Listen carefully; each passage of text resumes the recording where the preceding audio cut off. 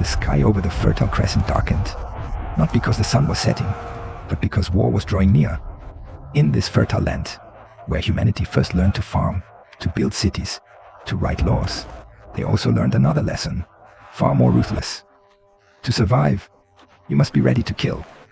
The city of Asher lay quietly beside the river, not large, not heavily fortified, not frightening. Its low, thin stone walls were built by a people who had never imagined they would one day become anyone's nightmare. Assyria, at this time, was only a small city-state, not an empire, not a dominant power, just a fading name between mighty Babylon in the south and ambitious Mitanni in the north. And then, the circle closed. In the distance, clouds of war horses stirred the dust. Babylon's banners appeared first. Soon after, the armies of Mitanni rolled in like a rising tide. They didn't need to attack. They only needed to stand there. Because everyone knew Asher did not have enough soldiers, not enough food, not enough time. Inside the city, alarm bells rang. Soldiers gathered. They looked at one another, and no one needed to speak the obvious truth. If the city fell, there would be no negotiation, no mercy, no second chance. In the Fertile Crescent, the weak were erased from history faster than from the battlefield. Night fell. Outside the walls, enemy camps burned bright with firelight. Inside Asher, flames flickered low, every piece of wood carefully spared. Fear began to spread like a disease. Not the fear of death, but the fear of dying for nothing. The council of elders gathered.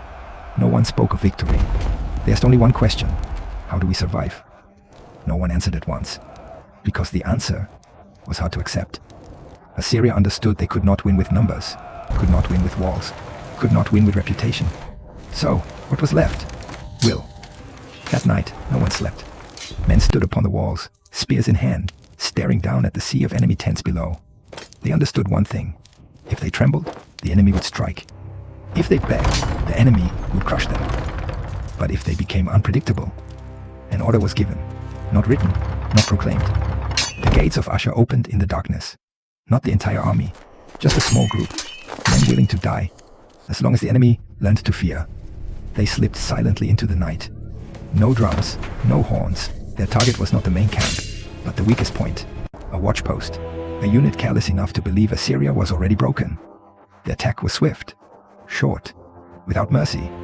When the sun rose, the bodies were displayed before the city gates, not to boast of victory, but to send a message. Babylon saw, Mitanni saw, and they suddenly understood something terrifying. Assyria was no longer afraid of death. From that moment on, the siege was no longer a waiting game. It became a battle of spirit. And in that battle, Assyria had just taken its first steps on a path from which it would never turn back. After that night, Asher was no longer a city under siege. It became something the enemy could not understand. Babylon reinforced its guards. Mitanni built additional barricades. But the more cautious they became, the more exhausted they grew, because Assyria did not fight in the usual way. They did not seek a decisive battle. They did not need to seize land. They did not need to plant a flag. They needed only one thing: fear spreading faster than the blade. Small units slipped out of the city again and again at night, always fewer in number, always striking where no one expected. A supply caravan vanished, a watch post left with no survivors, a low-ranking officer killed inside his own tent. No warning signs, no victories to celebrate, only prolonged unease. Inside Asher, the mindset was changing as well. War was no longer a tragedy, it became a tool. Children grew up hearing stories of night raids. The elderly no longer prayed for peace. They prayed to be ruthless enough not to be erased. Assyria began to remember a new law of the world. He who makes others afraid will fear no one. Prisoners were not executed immediately.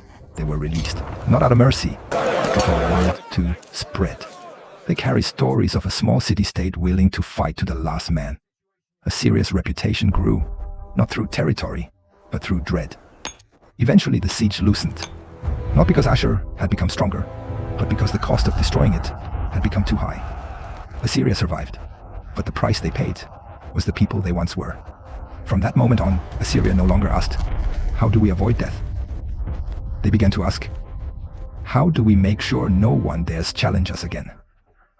And that question would lead them from a small city-state onto the path of becoming the nightmare of the ancient Middle East.